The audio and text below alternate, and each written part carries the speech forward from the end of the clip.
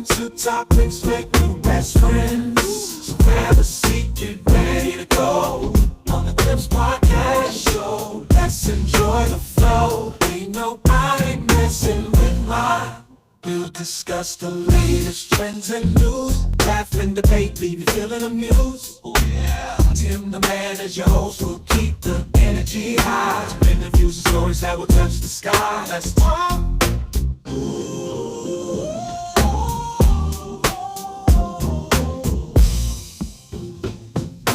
Let's talk.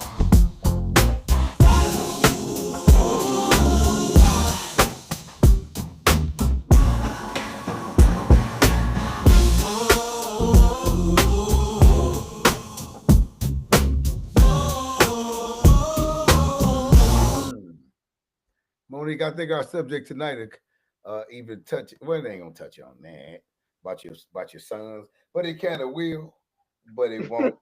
But it will, but it won't. But it will, but it won't. So we'll get into that tonight. We got a good one. You know, we'll get into some stuff. No male bashing tonight, Monique. I want to let you bash us men tonight. Monique like coming on here jumping on the smoke. I think she get a kick out of it. I know. Yeah. Now y'all be trying us women. Everything always our fault. The stuff she can't do to the guys at her job, she come on here and do that.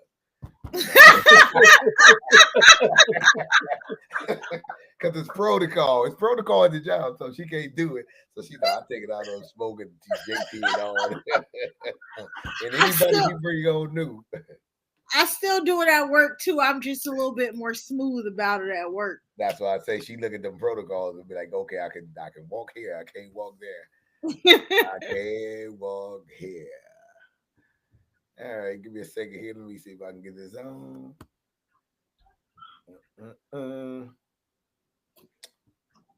See that again. I forgot it was temperature Wednesday out there. today. I believe we reached a tipping point in regards to masculinity and manhood. Men are tired of being just providers and protectors. We desire a life more fulfilling. And then also, I believe society is kind of disregarding the men, meaning how we feel and our roles in life. I have to tell you, I wrote my first children's book and I had the protagonist be a little boy. And I had this conversation. I was on The View and I said, listen, as an empowered woman, I benefited from society saying, let's lift up girls. Do you feel like Black women or Black men have it harder in the corporate world? Black women, because at least what Black men have going for them is that they're men. I mean, like I said, Wonder Woman had me thinking I could fly a clear plane, you know, and I benefited from it. And then I had a son. The video of that girl that's going viral stating that men are not attractive anymore, and it's really because, like, they're not healing. I'm gonna just say this. The men are not looking attractive because it's giving low vibrational. And I started to feel like boys are left behind. And it was tough for me to say it because I had some friends who identify themselves as feminists say, wait a minute, the world has put us down so long. And I said, but we can't leave them behind to lift us up. Men are not attractive anymore, and I'm not even talking about looks. It's the fact that so many of them are not healed. And that was a tough, I had some hard conversations with people because when you say boys are being left behind or men aren't being supported emotional, some people still believe, well, men have benefited. I'm not going to be forced to cook or clean or do laundry.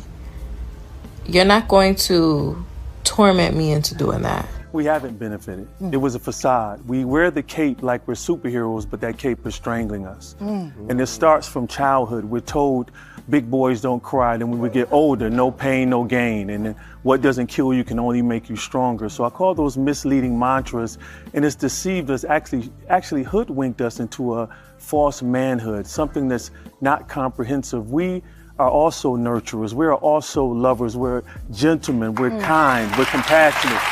But at the same time, we're courageous. Yeah. And so when you hear terms like toxic masculinity, there's nothing toxic about being masculine.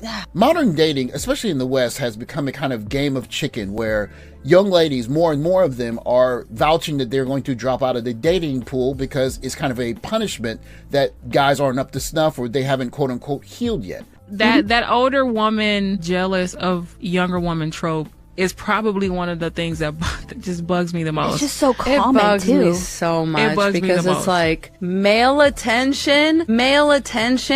You want me to think that I'm jealous of you for male attention? Exactly. And on the other end, there are just more and more guys that aren't getting the clicks on the dating apps, etc. In this fray is an unlikely group of male advocates, mothers of boys.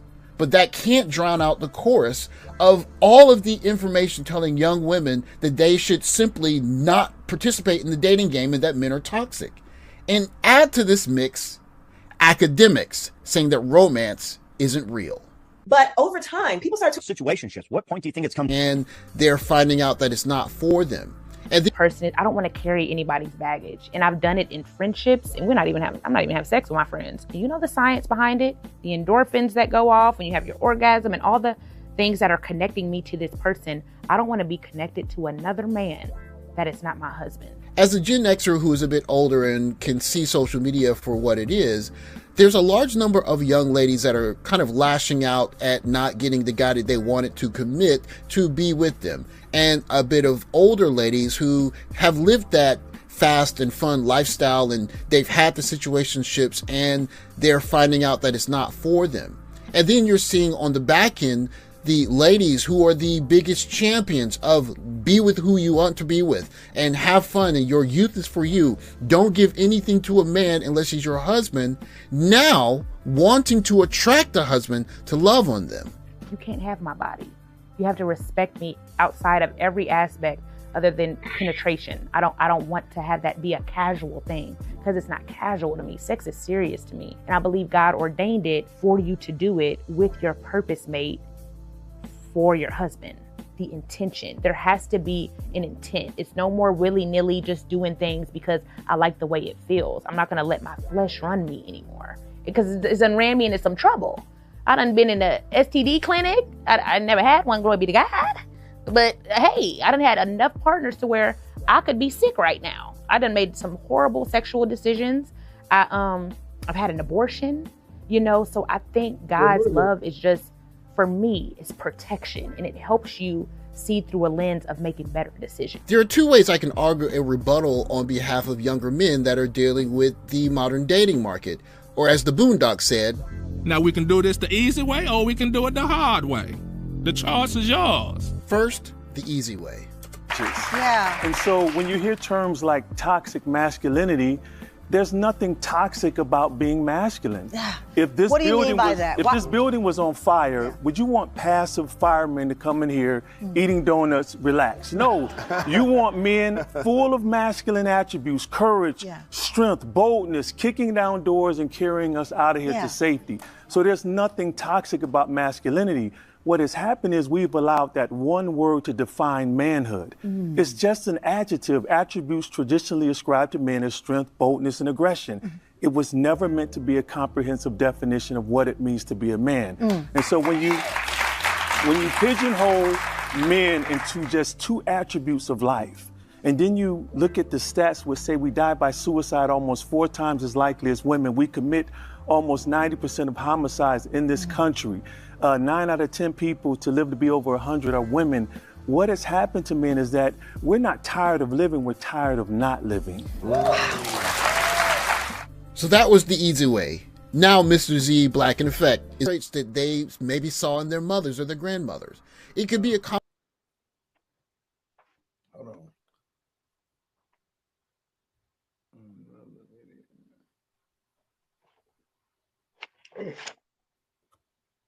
Think they'll let El Chapo get out of his penitentiary to go see about his knee?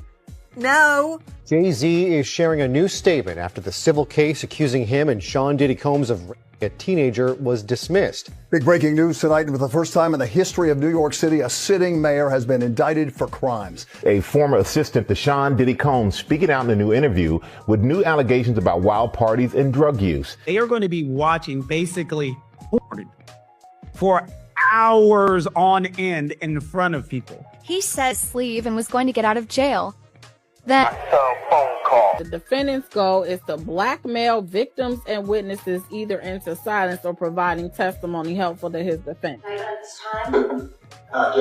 New York is having a problem with leaks in this Diddy case, with alleged video of the court hearings already on the internet and leaked phone calls where he's calling witnesses. Things are getting out of control and you won't believe what he says on these calls. Recently, the DA released that Diddy was contacting witnesses from jail and they were saying this is the reason that he shouldn't get bail. He was using other inmates' phone calls to three-way people who would then call the witnesses, and that's who he spoke to over the phone.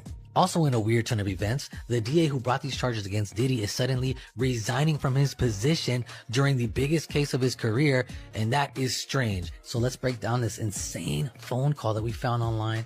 Legal disclaimer, people, I'm just a guy that reacts to stuff I find on the internet. So as of right now, everything is rumors, gossip, or opinions of others. Everything in this video is just alleged. Weeks ago, Diddy reportedly told his son that he had one final trick up his sleeve and was going to get out of jail.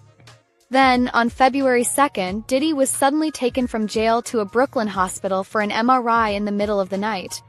Just 1 week later, the case against Jay-Z was dismissed. What really happened at that hospital? Who did Diddy speak to? And could that conversation have led to the case against Jay-Z being dropped? You think they'll let El Chapo get out of his penitentiary to go see about his knee? No, he had to dig an underground tunnel and leave on a motorcycle to get out of there. So why is Diddy getting raced out in the cover of darkness, we keep hearing? Why does he get the cover of darkness? Why does he get taken out because he needs an aspirin? Help me, Dr. Hendricks. Well, I'll tell you, each inmate gets a physical within 14 days of their arrival at any facility. And I'm sure, based on reports of him having several knee surgeries throughout the years after being a marathoner back in 2003. So this may have been in the works in terms of getting him out for an MRI, because I know that they don't have that equipment at the institution. And I'll just tell you this, they probably had set this appointment up months, maybe weeks ago. And they set it up for the evening. To leave at 1 a.m. in the cover of darkness. Okay, you think that's what they set up, Hendricks? Look, I know you're being loyal to MDC, but can we get real? Leaving MDC because your knee hurts? Have you seen that POC? Jay-Z is sharing. Know him. I met one of his old security guards, and I've been to the tea about him. Weird shit. Liking strap-ons. I met this girl one time that did a photo shoot for him. It's a nice young lady from Canada. And me and her ended up going on vacation together. And a few months later, and she told me something that she saw go down at his house in the Hamptons. And then a few months later, she told me that she went hanging out with like his bodyguard and his entourage, and somebody drugged her and she doesn't know what happened. So none of this is alarming. And then she went back to Canada. So. And how long ago was this? Was this in the 90s? This was in the 2000s. Maybe like around 2004, 2006, somewhere around there. He's been doing Despite everything that has unfolded, including the release of a disturbing video showing Diddy violently beating Cassie, there are still people in Diddy's inner circle who continue to support him. All I seen was people fucking each other, kissing each other, getting sucked, pussy getting ate. I seen all that. That's typical though. So I don't understand how freak-offs can be a crime when everybody just gonna be fucking on each other anyway. A bunch of rich people snorting coke and fucking on each other and drunk. If that's a freak-off, then I like to go back to it. I like to go back to a freak-off.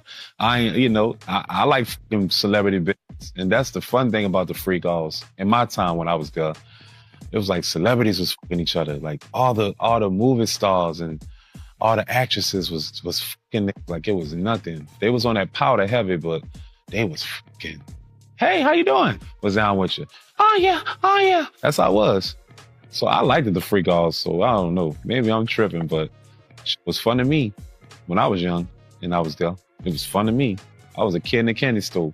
looking at all these actresses that you grow up watching, you hear me, and these hoes sucking dick and fucking and throwing powder and all types of wild foolish.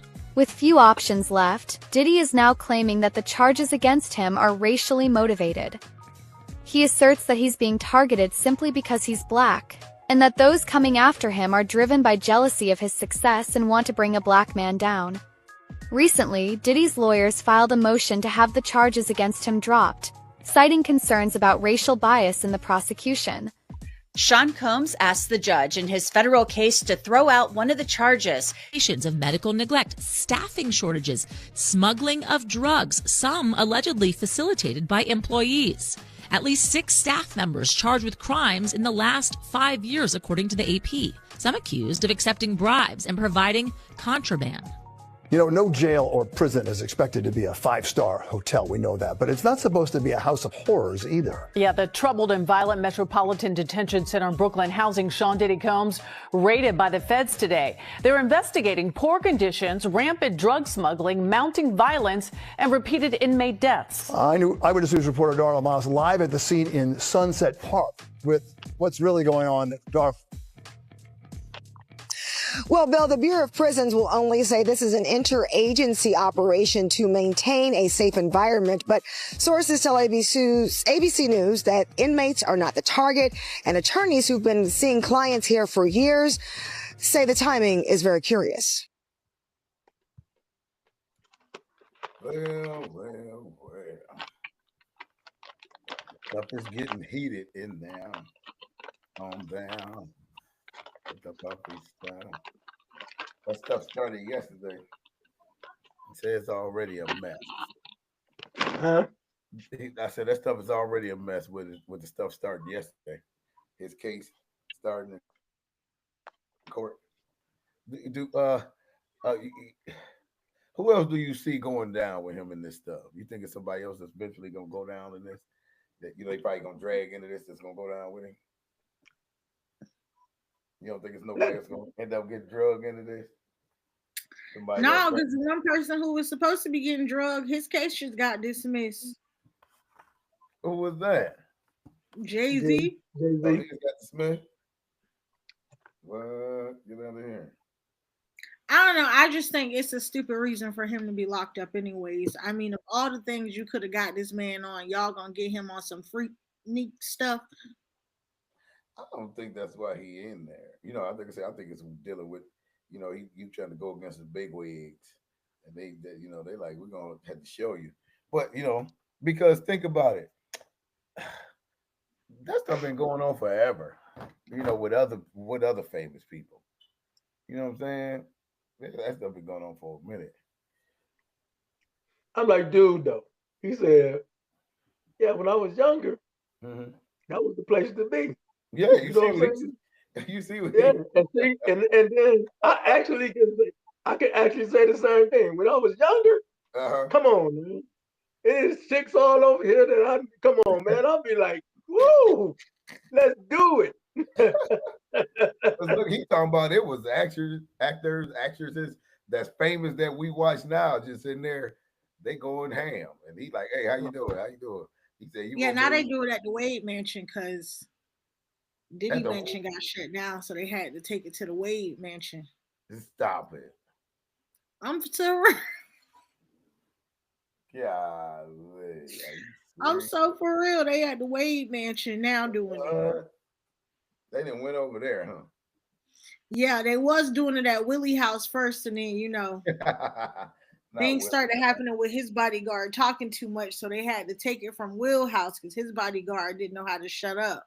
What? So far they tried it at Beyonce and Jay-Z house, but you remember Tiffany Haddish came out and started telling too many secrets, and then Beyonce said from this point on everybody got to sign a MDA, whatever it's called, clause. Yep. And they can't have their cell phones and all that. Nope. What?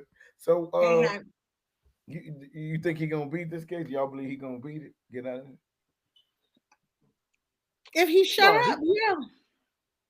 No, he going to jail. He ain't gonna get out. He gonna be in there for a minute. They got. I mean, there's nothing else you can do. Once he in there, they gonna keep him there. I don't know how long, but they gonna keep it. I mean, I think they got a total like.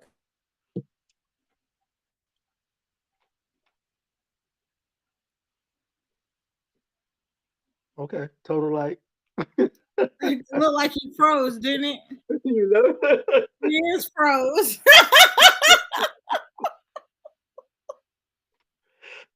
That Diddy hit the switch on us.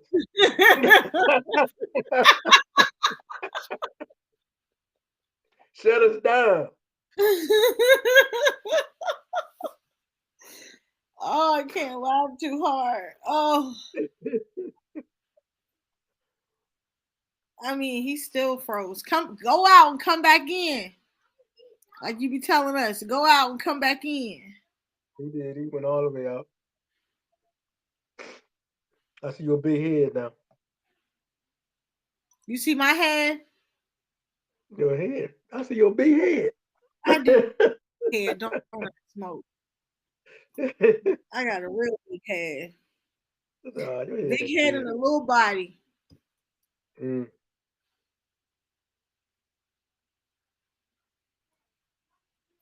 Jesus did me all wrong. What you mean big head and a little body? Because I got a big head, but I'm 5 foot even. I got a big head and big feet, but I'm short. You 5 feet even? I'm 5 foot even. I look like a hobbit.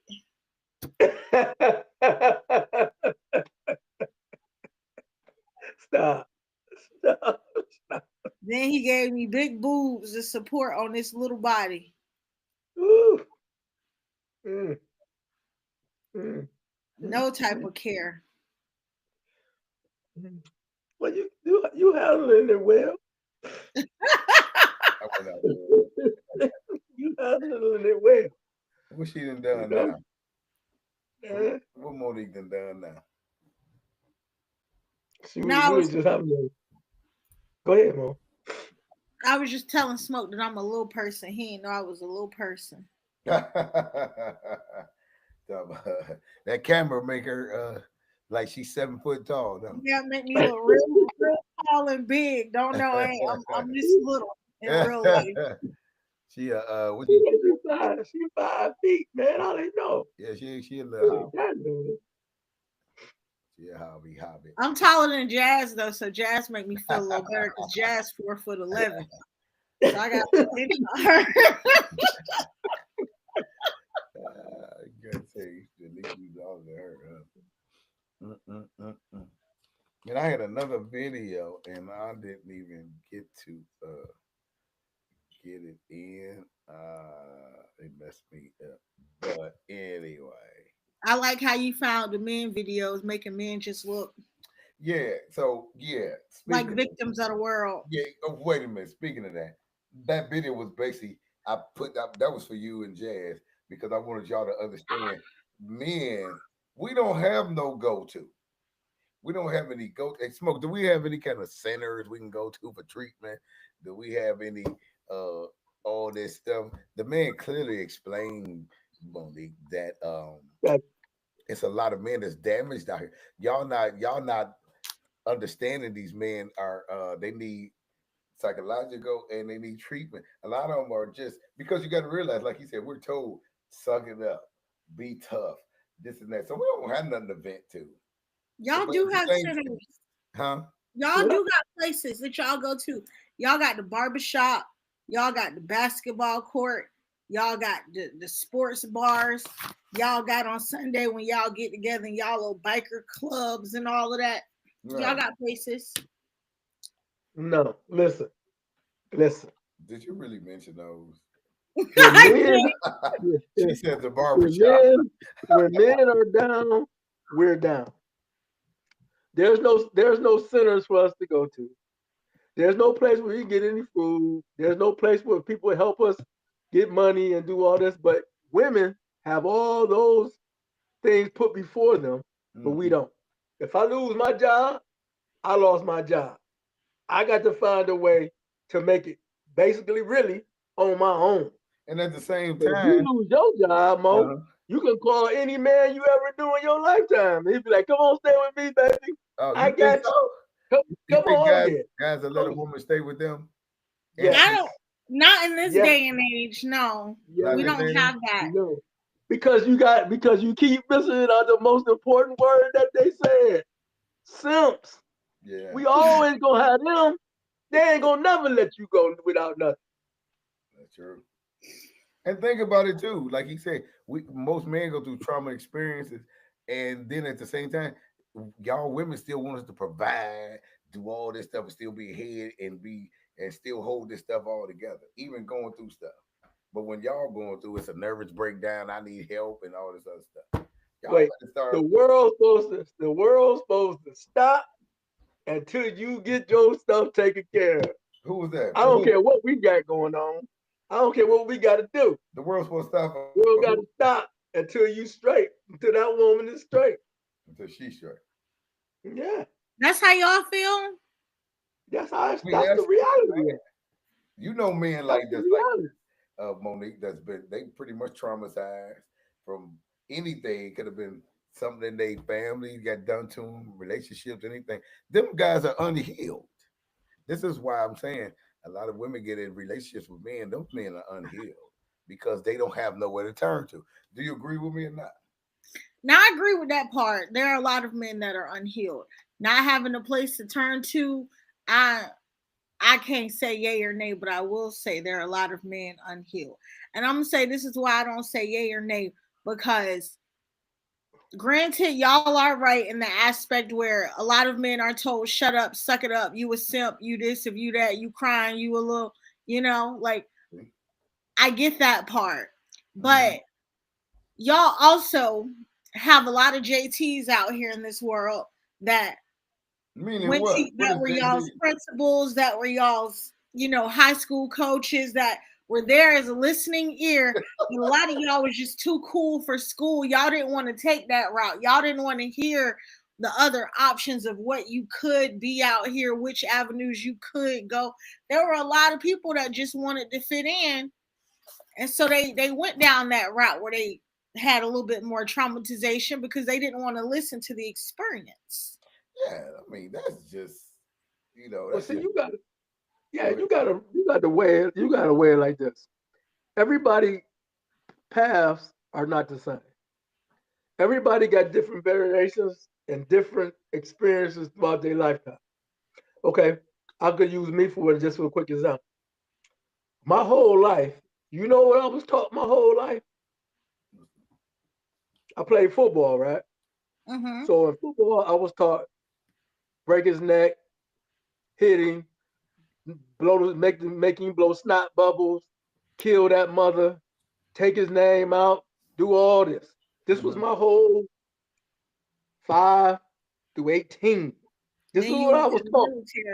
I was taught that, right? No, and then I went to college. I played football there. Same thing. Hit that mother, break his damn neck. You know what I'm saying? I was taught to hurt people my whole life. Then I went to the Army. Then they taught me how to kill. Oh, man. Hold on, y'all. Go ahead. I mean, literally, they taught me how to kill. So, in my thing, so where am I? So when I came out the Army, they said, guess what they told me? What's that? You can't do that no more. Oh, wow. So and I said, you shitting me, right? Because I've been taught to kill my whole life. So where would the healing be in something like that? As a woman, there's none. Coming back there's no healing. Ain't no healing. I got PTSD now because of all this drama that I've been through in my lifetime. I got a lot of trauma carried on. So all I've been taught, me and Tim was just talking about just a few minutes ago. And I said, Tim, I go out and sleep in that man's bushes and kill him in the morning. Tim said, what? I was like, yeah, I was an Army Ranger. That's what we do. Mr. Davis, don't come back on here no more.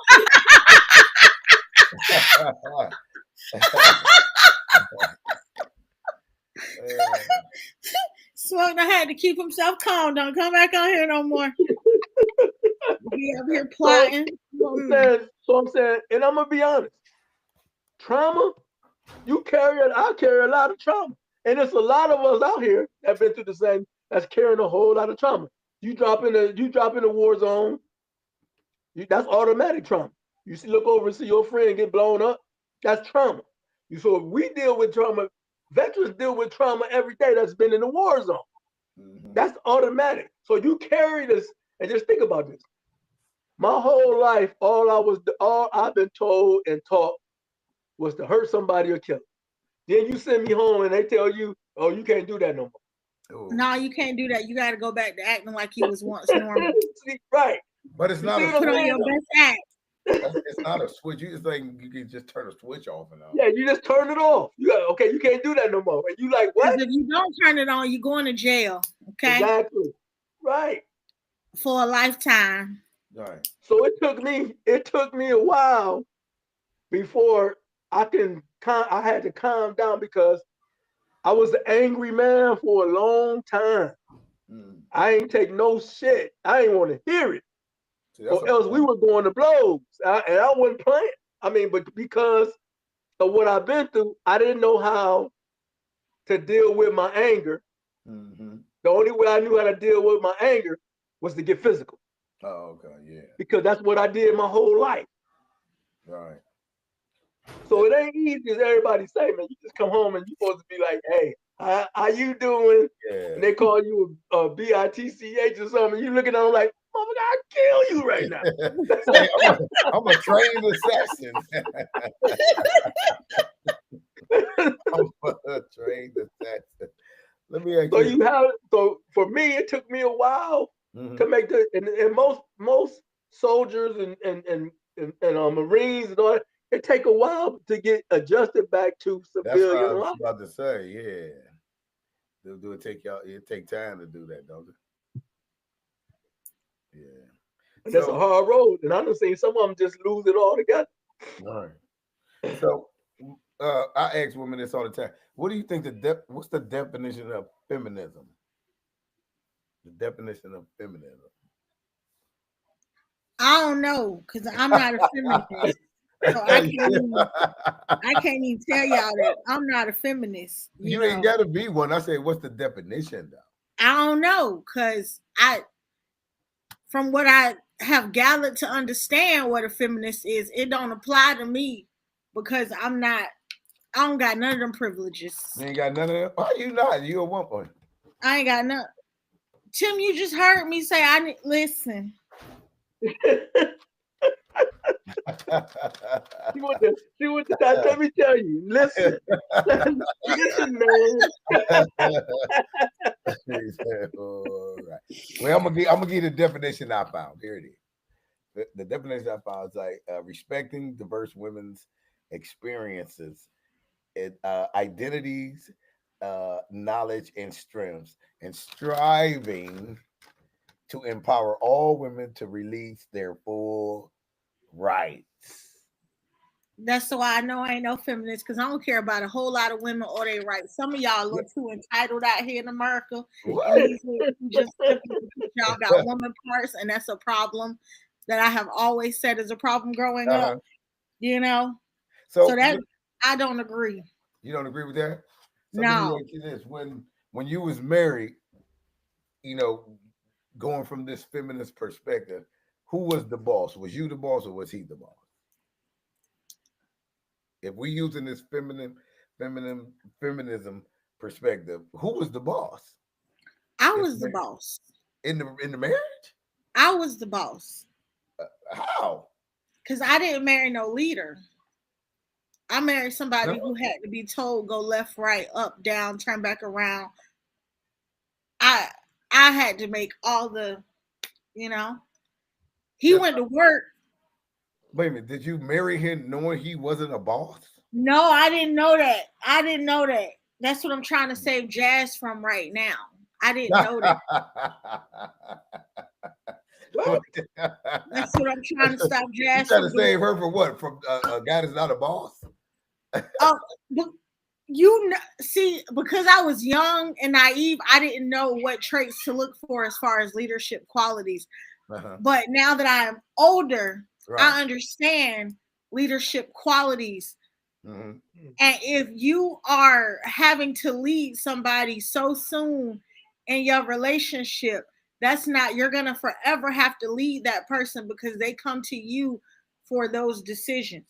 You're no longer the help meet. You are he the help meet at this point, because he should already have his plan and come to you and say, babe, this is what we're gonna do, and then you go along with it.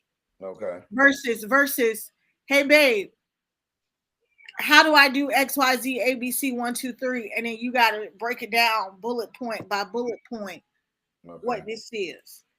Men show you that they're leaders or not. You just have to pay attention, and sometimes we get caught up in the wrong thing. So what would be some of the traits that a man would show that he is a leader? If you're a woman, you the only one on here. Men spoke to men. What would be a trait? Just you can give me one. Taking the initiative. Let's start there. The initiative of what? With anything. What? Open a box of cereal? Leading a conversation, knowing how to plan, knowing how to execute things. Like it's a laundry list. How can I say it? Because I don't want. She not here, so I don't want to put this on her. She probably watching. Yeah, she not here, so I want to use an example that is not geared around my homegirl. So I'm gonna try to use somebody else who was also in this situation. Boom, boom. I have a homegirl who is in somewhat of a similar situation, but she's the breadwinner, and her man does everything else. So in that situation, though she makes the most money, she is not the leader in her household, because she does not make any movement without talking to that person who, though he makes less money than her, she goes to him for every single thing. Babe, what should I do about this? What should we do about that? Versus, him coming to her and saying, hey, rent's due right now, babe. What are we going to do about that? Your car needs an oil change. What do you want to do about that? Oh, you're just talking about initiative stuff. But making more money doesn't make you making more money don't make you a leader, but knowing how to execute a plan or knowing how to take the initiative to get to where y'all trying to go, that to me is a leadership quality. You don't have to make the most money to be a leader. But if I got a pocket full of, I agree totally with that.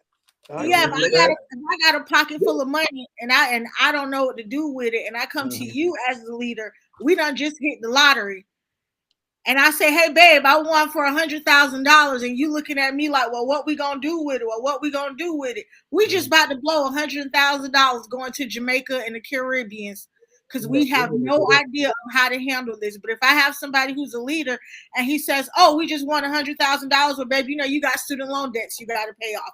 Let's go ahead and take care of that. We got a house mortgage that we got to pay off. Let's go ahead and take care of some of that. That to me is the leadership quality that a lot of us are missing. So let me ask you this. So are leaders born or are they created?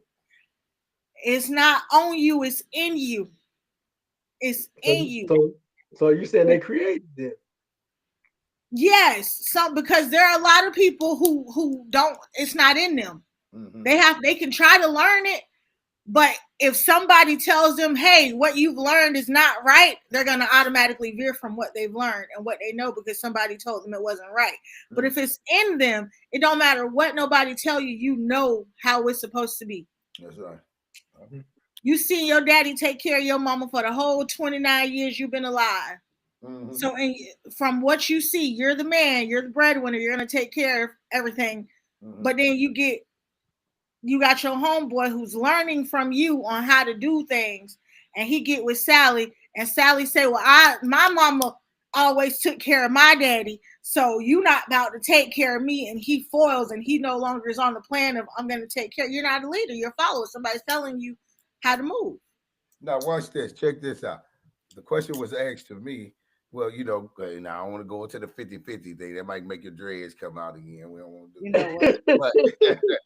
But if you actually look at, let me get it here because I don't want to. What's that? Chapter and verse. Chapter and verse. I don't want nobody to say Tim. Nobody said Tim said. Here you go. We go get it. Bam. Oh, here we go. Genesis. I don't have no problem with 50-50. I just feel like you shouldn't. Wait a minute. Wait a minute. Check this out. Yeah. People be talking about leadership and what a man should be doing, and what a woman should be doing. Let's see what the Bible says. That Genesis 2:18, and it say, "And the Lord, and the Lord God said, it is not good for man should be alone. I will make him a help meet for him." So the biblical term meet means co-op, which means helper in everything. So actually, it is biblically your helpmate supposed to be 50-50 with you in everything. I knew you was gonna shake your head, and I just gave you scripture. That's why I gave it to you. No, so all that what delegation? Now wait a minute, think about it, because let me ask you this. Let me ask you this, Smoke. What was Adam doing in the garden before Eve even got there? What was he doing? What was Adam doing in the garden? Yeah, what was he doing before she even got there, before she was created? Enjoying life. But I'm saying he was doing what in the garden? He was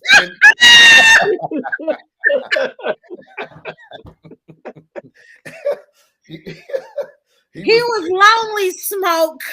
He was lonely. But I'm saying, what was he doing? It was a garden, so he had to tend. He had to do what? So he was working.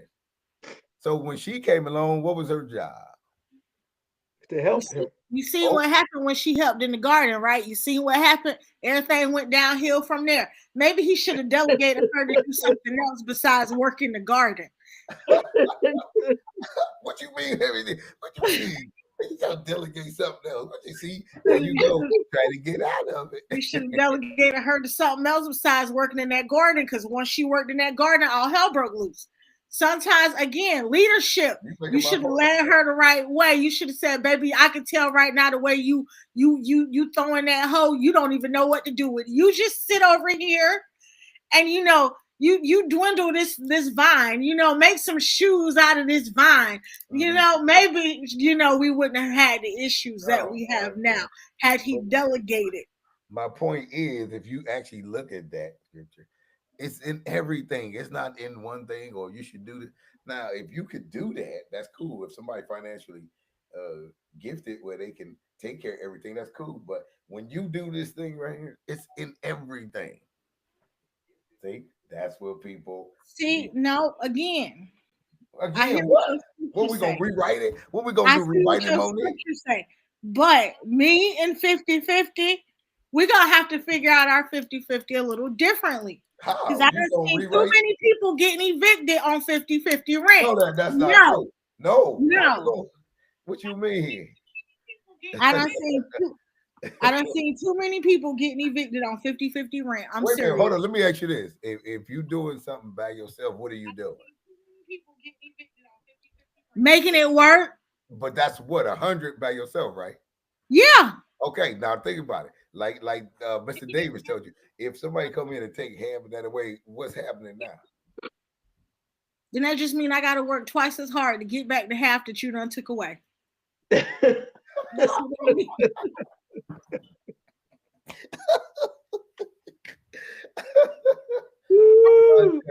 Hey, Smoke, you know the old saying, you can lead them to the water, but you can't what? I'm sorry. I done been traumatized on this 50-50 thing. I promise you, I done been traumatized. But you can, but think about it. You basing that off one person in the world. It's 8 billion people there. I done seen it. I done seen it too many times. You can't never dictate a relationship on something that ain't yours. I done seen it too many times. Too many people getting evicted off of 50-50 rent. Because you know what happens? I bet you the number's lower than with that by yourself stuff. No, because see, the good thing about being by yourself, people are more willing to help you when you by yourself than when you my God. Hey, Smoke, see, that's going back to what we were talking about. Who she talking about go get the help? Who gonna get the help? So, who gonna get the help? So if I call my daddy right now and say, "Daddy, listen, I'm $200 short on this rent," my daddy gonna say, "Hold on, baby girl, check your cash out." But if I had a man in here and I called my daddy and I said I'm $200 short on my rent, my daddy gonna say, "What he doing? Where his money at? What he got going on? So you need help and you gotta live in person? Oh, something ain't right." Now y'all not equally yoked. Think about what you're saying. Think about what you're saying. What man can just call his daddy and get $200? Because another man can just call another man and say, "Oh, I need that." And yeah, because he got to tell the story. Yeah. You got to give me everything. You got to tell why you ain't got it. What you doing with your money? I need to know. You got to tell the story. Before I hand over my cash, I need to know what you're doing. Let me help you along the way. So that's it. So Smoke did tell you there's a lot of advantages that you guys have versus men. We have to just deal with it. We don't. But y'all made it like we don't get a hall pass. We get sent straight to detention. But y'all made it like that. Cause Smoke, if your son called you right now and said, "Hey, Dad, I'm $200 short on my rent," you gonna ask who, where, why, how, what you doing, who you doing, where you been? Let me see your savings account. But if your daughter called right now and say, "Hey, Dad, I'm $200 short on my rent," you gonna say, "Well, baby girl, what you need? You want me to go ahead and send it this way?" You gonna come by the house and get it. You ain't gonna ask no questions. But in your mind, your son gotta provide you with all of these answers. But think about it, Monique. On the average, that's your fault. But think about it, on the average, who could do that? Who could do that? On average? Yeah, the average person can't just do that. Why can't they? Because most people don't have the money to just send like your daddy straight to you. I don't know. See, that look, investments do something else. Because I'm trying to call my daddy right now once we get off this call. Daddy, I need $350. Dang.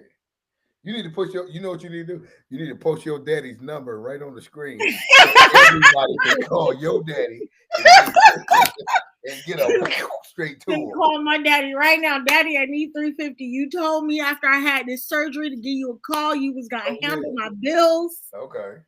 I need my bills paid by the 30th. So now, for me, if my children call me and I'm soft this way and they know it, because whatever they need, I don't ask no questions with them. This is here, just here. Right. I don't ask no questions. I just give it to them. Okay. Anybody else? Right. What about anybody else? You got to put them. You got to put down what's it for? When you gonna get it done? What time of day I'm gonna see you? They got to put in. And I'm charging 10%. They got to put in a permission slip, huh? That's right. But my kids, all they got to do is ask, and I'll try to help them the best way I can. And see, that's how it should be, though. Yeah. But think about it, like I said, on the average, when we do the numbers, we always got to do numbers because women lie, men lie, numbers don't lie. On the average, now we can just cut it down to black folks. On the average, men make $51,000 a year, women $49,000. Black men, it's somewhere between $38,000, I think, somewhere around there. So who got the money when they got 2 or 3 kids in a household? They got to feed them, and your grown butt calling over there talking so I need a $200. The average person can't do that in the economy we got. Well, what's going on with the tariffs and girl, who got that to just shoot across the street? Here's all I had to do when Miles was trying to go to college, right? I said, you got one chance. Mm-hmm. If you go in, I got you while you in there. But if you mess up, right, you're on your own because another one coming right behind you. Right. You mess it up, ain't nothing I can do about that. You got to go on your own. Because I can't keep taking. And they coming one behind each other. Right. And my youngest daughter, she just graduated and got her master's. So basically, what you're saying is it's basically a window. Right. Each child is a window of opportunity. You got to take advantage. Like I said, I'm not saying who don't have what. There is some people who got a lot of money, blacks, but it's some on the average when we do the average, because that number I'm talking about is like 3%, 2% who have it like that. I mean, they ain't got it just to shoot like that. They ain't got it. So yeah. I said you got one chance. Yeah. You make if you go another year, that's fine. As long as you in there. But if you come out, if you come out, it's all I can't help you no more. I got to go to the next one. I just heard on the radio on my way to work today, they were saying that to raise a child from 0 to 18 is 0 to 18 is $300,000. 300,000. Who got probably that? More than that. Huh? Probably more than that. No, they say I'm saying 300,000 on an average to raise a child from 0 to 18. Man, I tell you what, people better stop having babies. Oh. I had no baby, boy. You see why I contributed my 2 and then I got out? I'm out the game. Excuse me, I'm killing a fly. You get on my nerve. But yeah, $300,000. Who got $200 to loan when it costs $300,000 to raise a child from 0 to 18? Man, hey, look here. That is crazy. Look. Just think you got 5 of them. I got 5 of them. They don't know how to say no to grandchildren. Grandchildren get McDonald's money. So your daddy, you know, have a grandchild. I promise you, them no's gonna go from no to yes real quick. Don't have more than one no. Only keep it at 1. You go past 1, you're on your own. I know from experience. But that one child, that gets you back. That gets you back all your money. You get put back on the trust fund. You get put back on the wheel. This a McDonald's portfolio or something? Get back in the game with that one child. Of Mickey D's, huh? I'm trying to tell you, because when y'all have grandchildren, all of that no go out the window. I was getting told no an awful lot, and then I had a son. I got a son, and he can pick up the phone right now. Like I ain't feel like cooking yesterday. Mm-hmm. So he called my mother and said, "Grandma, I'm hungry. Mommy's in bed." She said, "Well, where's your mom at?" She laying down in bed. So she not cooking? No. And she told me she's not ordering anything because she don't have any money. My mother said, "Put her on the phone." Put me on the phone. I'm about to send you money right now so that you could get my grandchildren something to eat. I said, "Mommy, they got food in here already." My sister cooked before she left. Mm-hmm. They don't want to eat what she cooked because she cooked. They ain't hungry then. And all of that. So she said, "Well, they don't have to eat that if they don't want to eat that." Well, I'm going to send you money so they can get McDonald's because that's what they want to eat. Your mother said that? That's a privilege. That's a privilege. But if I call her right now and say, "Hey, Mommy, can I get $20 for me to go to get McDonald's right now?" She gonna say, "Girl, I ain't got no money. I ain't got no money." That's a privilege. I tell her right now, "Mommy, I can't cook right now. My body hurts." Didn't your sister cook before she left yesterday? But they don't have to eat that. Oh wow. You so know, they wasn't that hungry. They wasn't that hungry, huh? No, they wanted what they wanted, and they knew to call grandma to get what they wanted. If they would have came up in my day and they would have fought to the end and went to bed with that stomach growling, touching the back, and then they would have tried to get up, sneak to go back in the kitchen and get what was given. See, that's privileged stuff there. That's why they get that. No. Yeah. I don't eat Church's chicken to this day because that's all my stepdaddy used to buy was a box of Church's chicken, no sides, 4 biscuits. Throw it on the stove, and that was your dinner. Right? That was your meal. It don't matter what. No mashed potatoes, no hot peppers, no nothing. And if you did not eat that Church's chicken, then you was not eating at all. And he won't buy in nothing until that Church's chicken. You know what you need to do? Because you need reparations for that. You need to do a GoFundMe for the Church's chicken. What happened to you? That is not those. All that grease in that box. Yeah, you get a cholesterol breakdown from that church's chicken. You need to do a GoFundMe. People will probably give you money for that, knowing that you did. You know how many black people had to eat chicken in churches and spaghetti and don't eat it to this day? See, back in my day, my mom used to make pig feet and sauerkraut. Oh, I wouldn't eat no pig feet, man. I would not eat no pig feet. Total abomination against the Lord. But guess what? God. I was a hungry MF that night.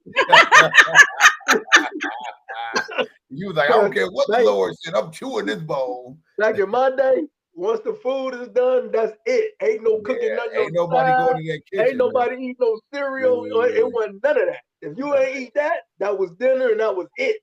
That was all she wrote. That was all she wrote. Wasn't no sneaking back downstairs. None of that. So that was a hungry day. Every time they cook it, I was like, oh. Them pinto beans in the kitchen. You had to eat them pinto beans. I bet your children ain't never had to eat no pig feet and sauerkraut. They didn't want it. No, no pig. Yeah. By that time, grandma wasn't on that no more. Grandma just wanted to spoil her grandchildren. I didn't eat pig feet. I ain't forced them to eat no pig. I ain't never like that stuff. No pig feet, none of that. No. And then when I found the way, of course, it was no pork in it.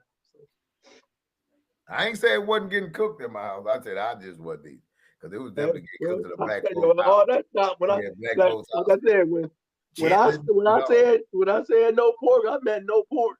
You know, chitlins. I don't care who ate it. But I'm cool. You know, it ain't gonna be cooked in here. I don't want no mistakes. It ain't gonna be cooked in my stomach. No. Because you know, the most High said we ain't even supposed to touch it. Yeah. So yeah, not in the house. Yeah, I was young, I didn't know, but yeah.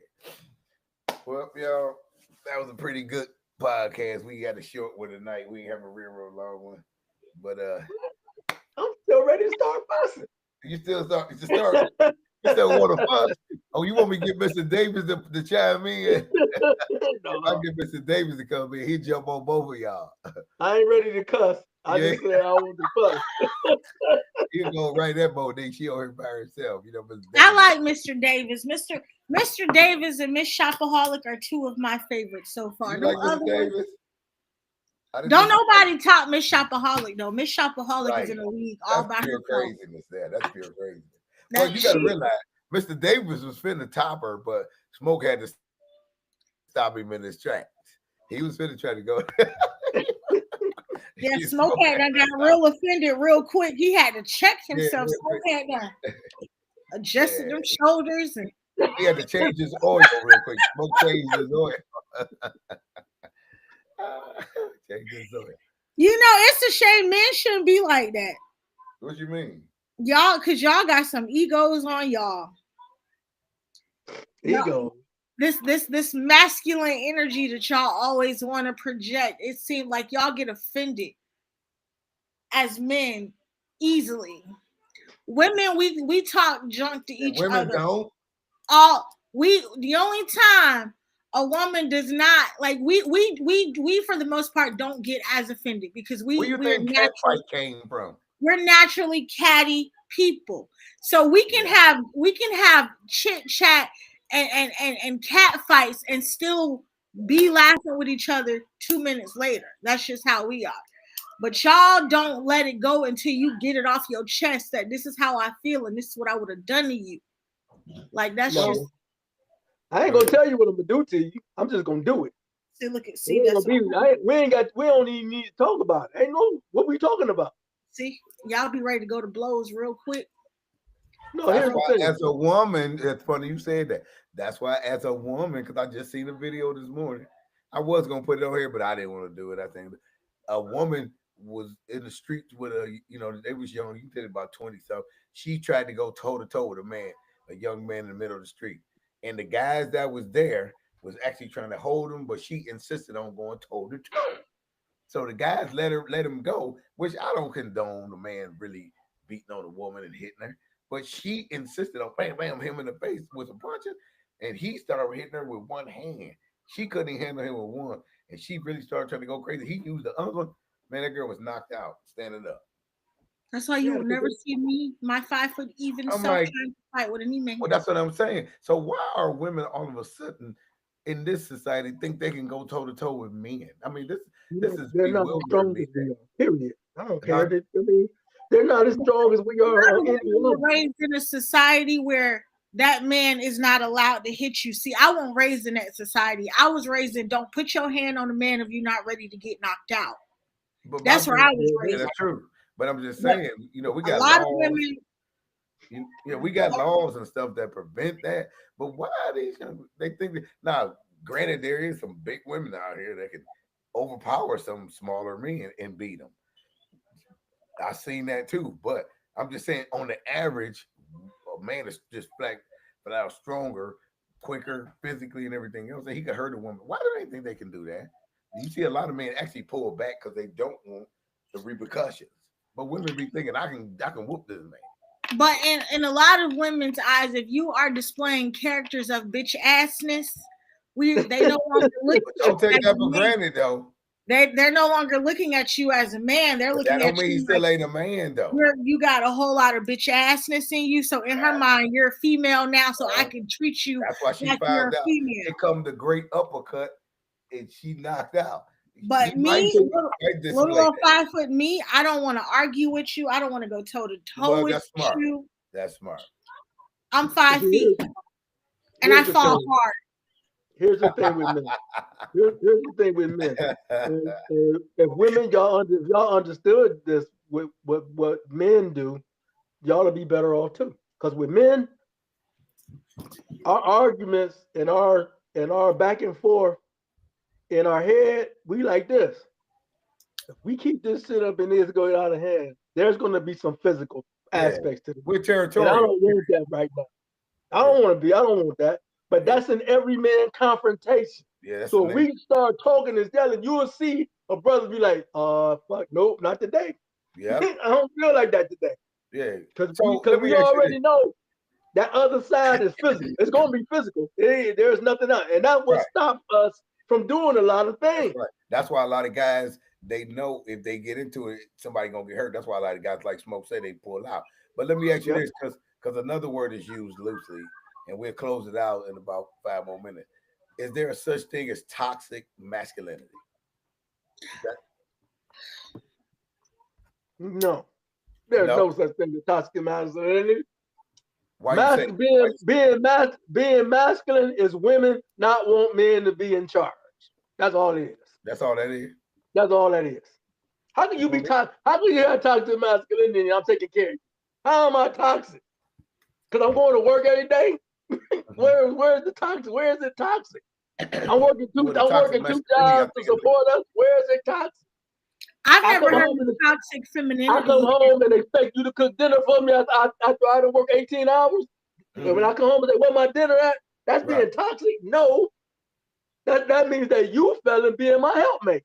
Because you ain't holding me up. What you got, I've never heard of toxic femininity, and I think women are some. I said masculinity, not femininity. No, that's what I'm saying. I've never heard of toxic femininity, so toxic masculinity just don't sound right to me either. Because toxicity lies in both genders, and it's not because you're a man or you're a woman. I mean, if you are toxic, you are toxic. No matter what gender you are. If you're a narcissist, you're a narcissist.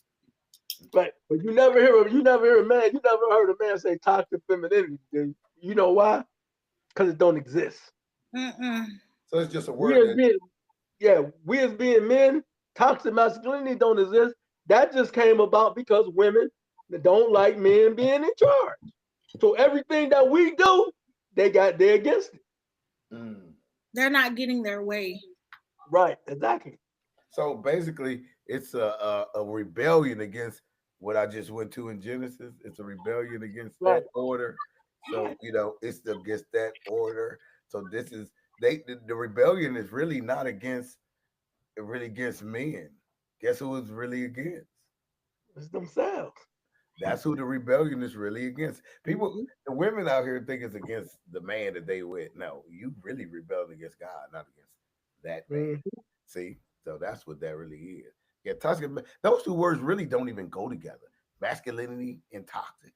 Them two, you can't even put them two together when you try. But some kind of way it made into our society, which is ruining I think these last few movements have ruined a lot in society. Yes, you're right. Between the Me Too movement, the Kevin Samuels movement, the I need a. He was actually trying to structure something though.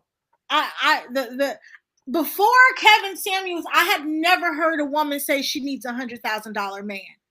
I had never, before Kevin Samuels, I didn't even think that women knew what six-figure earners were. Well, I'm gonna tell you why you ain't heard it though. A lot of them really just wanted to find good-looking man, or the drug dealer, or the man who was cool in the neighborhood or had the nice car. Okay. But I never heard somebody just wake up and say, I can't be with him unless he's $100,000 earner.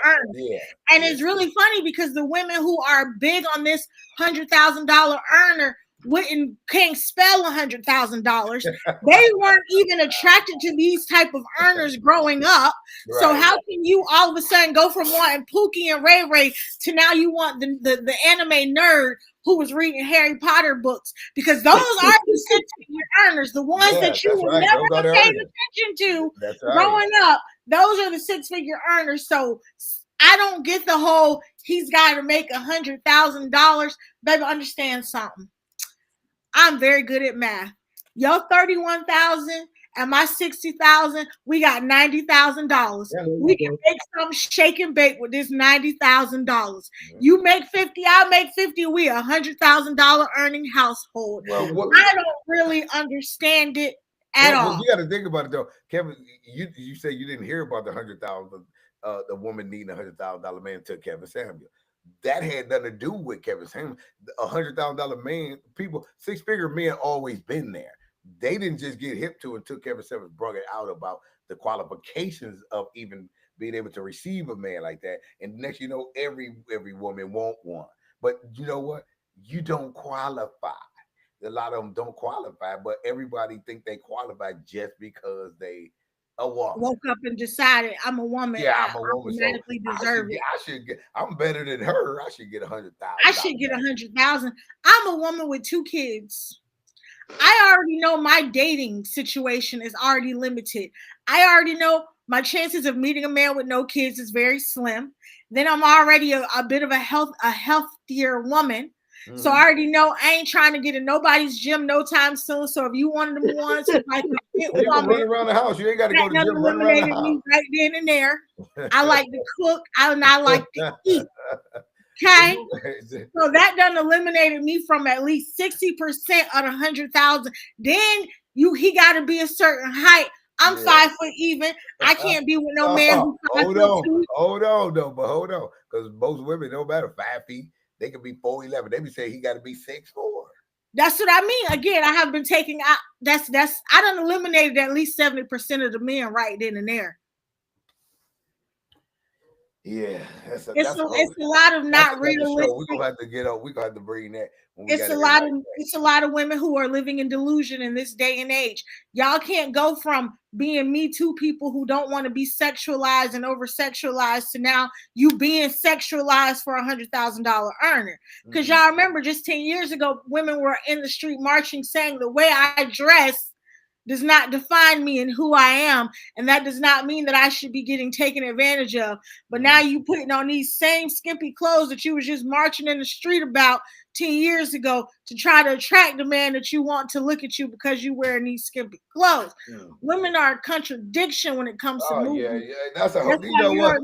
That's a hey. I'm glad you're a woman and you saying this because if Mia spoke with it, sound like we was women haters. So I'm glad that you said it because that is exactly right. They don't know what they want, but if we say that, we in trouble. I'm glad you said it because you now y'all are toxic masculine. Toxic. Yeah, that word will come back out. So I'm glad you said it. And with that being said, if anybody got anything they want to do a shout out or everything cool, we go sign off. We had a good podcast, even though we didn't have Jazz. We'll talk about it when she come back next time. Let her know that we don't need you, Jazz. Hey, is JT planning on coming back? Huh? JT planning on coming back? He should come back. You know, he had some medical surgery last week. Oh, so he trying to recover. So, I'm telling you that lady done just did pull JT in. So he he tried to recover. I talked to him the other day, and I actually seen him, and yeah, he got to get back well. My boy about to have a heart attack over there. He been wanting to get on so bad with us. He said he been, watching and paying attention. He want to get on, so he miss y'all, and he want to come back. So we'll definitely have Mr. TJD back soon one day, and you and Monica get her favorite arguing partner back. I don't like to argue with JT. Her famous arguing partner who she loved. I try to stay away from JT. I be trying to tell y'all, I know crazy when I see crazy. You know crazy. You think the man crazy? Welcome to the clips. You crazy? Split personality. Oh God. Well, I'll let you battle him out with that one between you and JT. Y'all do the battle with that one. What you can't, if you watching JT, what you can't help me do is figure out this house buying process because I'm in the middle of buying a house. Oh yeah, so, he loves that. He loves that. I'm closing on mine right now, Mo. Yeah. Oh really? Yeah. I'm closing on it right now. I was trying to talk to Jazz about it, but I don't think that Jazz understand my market compared to Cleveland's market. I sent her a house and she was like $209,000, girl. And I'm like, Jazz, that's a steal down here, girl. That house is probably $150,000. No, ma'am, in Cleveland, it's $150,000. Down here, where we have more residents, it's a little higher. And that's no good. So that's a better area, and you got beachfront down there. Mm-hmm. So it just all cold factors in. But y'all who watching, y'all make sure y'all like, subscribe, share, and we'll be back next week at 8:00 Wednesday at 8, and we have more topics, and maybe we'll get to that topic you was just talking about, Monique, because that's a show right there. What? What you was talking about the women. Yeah. Delusional. I think that'll take 2 hours. Expectations of reality. That's gonna take more than just our regular segment. And they, of course, that get heated. Especially when you got other women on here that don't agree with you. Oh my God. Oh no, So that's gonna be a cat to the cat. No, I just got into an argument with a girl who I work with about pretty privilege because she got a bad attitude, right?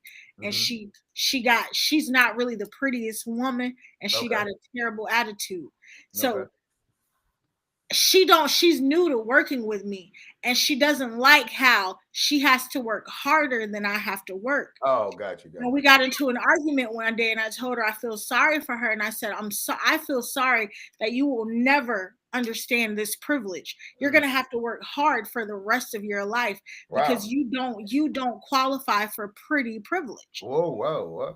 And it was like a cat fight day, and I was really trying to help her out because me and another woman who worked with her, she realized we don't have to do any heavy lifting.